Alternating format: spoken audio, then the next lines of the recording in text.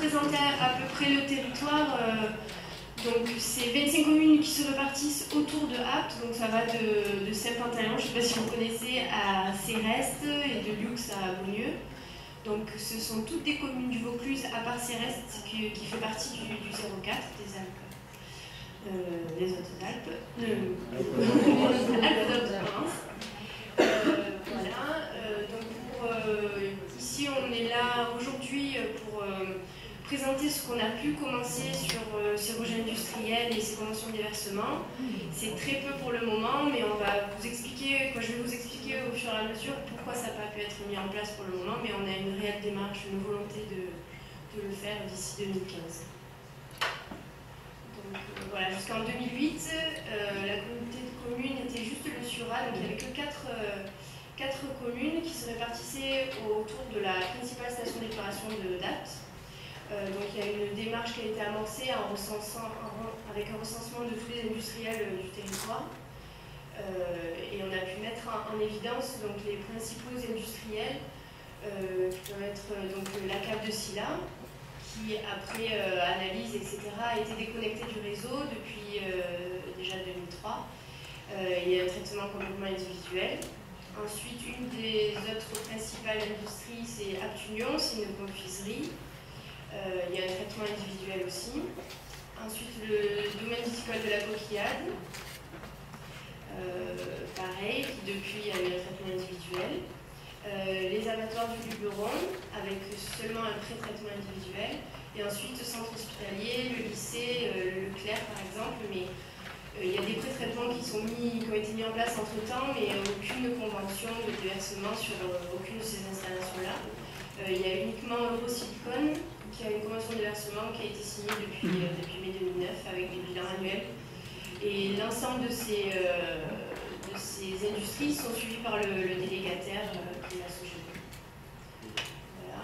Donc ça, c'est un recensement qui a été fait en 2008 et depuis, plus grand-chose a été fait sur ce territoire-là.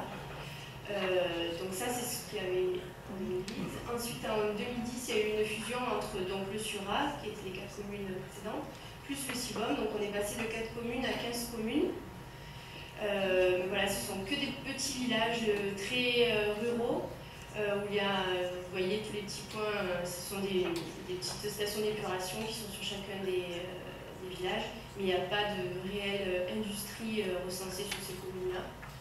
Et donc depuis janvier 2014, il y a eu une autre fusion, c'est-à-dire la communauté de communes du Pays d'Apt, on était juste avant, les 15 communes, et la communauté de communes du Pont-Julien, qui est tout l'ouest de ce territoire-là. Donc on est passé de 15 communes à 25 communes depuis le 1er janvier 2014. Donc on n'a pas réellement de personnel qui s'occupe des rejets industriels. Donc on sait qu'il faut qu'on le mette en place, on a la réelle volonté de le faire, parce qu'il y a quelques industriels qui peuvent poser problème autour de Apt, qu'on a pu recenser et dont on est au courant.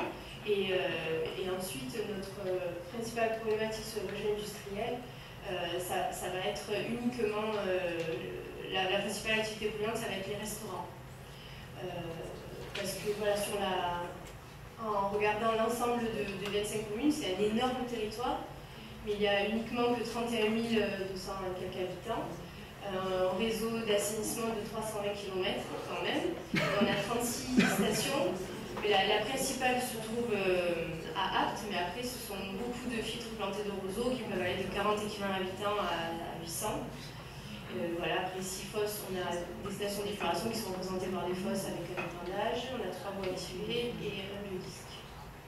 Mais voilà, la principale activité polluante, ça reste les restaurants, on en a recensé à peu près 150, mais c'est la seule pollution qu'on peut avoir. Voilà, et donc en période estivale, étant donné que c'est un territoire très touristique, il peut y avoir des problèmes de graisse sur les stations. Voilà, donc pourquoi s'engager dans cette démarche? Donc tout simplement pour suivre la réglementation et par souci de la bonne gestion de nos stations d'épuration, parce que ce soit une station de petit hameau qui va se trouver à Rustrel ou Castellet, je ne sais pas si ça vous parle ce nom de commune, jusqu'à la station intercommunale d'Apt de 22 000 km, l'habitant. À toutes les échelles, on peut avoir des problèmes sur les stations. C'est un réel souci de cette bonne gestion. Et donc, voilà, l'état d'avancement et la planification à venir. Donc, comme on a une fusion récente, on est en train de mettre en place tout ça et il y a une restructuration des services qui est en train de se réaliser. Donc, on va essayer d'englober justement cette démarche de mise en place de conventions de déversement d'ici l'année 2015. Et surtout auprès de ces restaurateurs, puisque c'est la principale pollution qu'on peut avoir. Après, peut-être qu'on va en découvrir d'autres, mais pour le moment, c'est la principale problème qu'on peut avoir. Voilà. La représentation.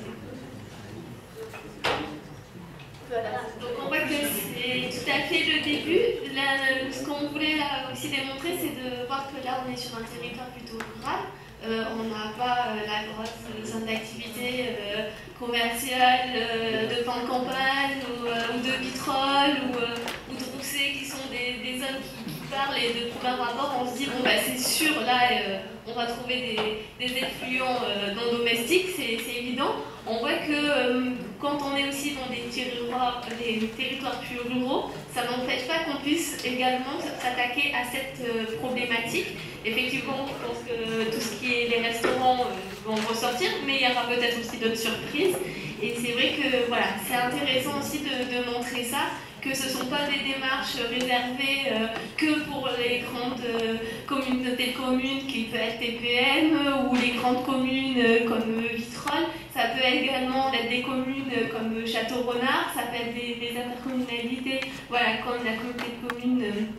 Donc normalement c'est Pays-Dames-Luberon qui le nom vient de changer récemment. Donc voilà, c'est un petit peu ce qu'on voulait vous illustrer aujourd'hui à travers ces retours d'expérience. Donc merci à tous. On espère que ça aura suscité des envies, des intérêts pour lancer des démarches. N'oubliez pas justement de répondre au petit questionnaire et de nous le laisser en sortie. Vous avez vu qu'il y avait plusieurs acteurs. N'hésitez pas à revenir après coup, que ça soit vers les chambres consulaires, que ça soit vers l'ART, que ça soit vers l'agence de l'eau. On est voilà, tous disponibles pour vous renseigner sur cette thématique.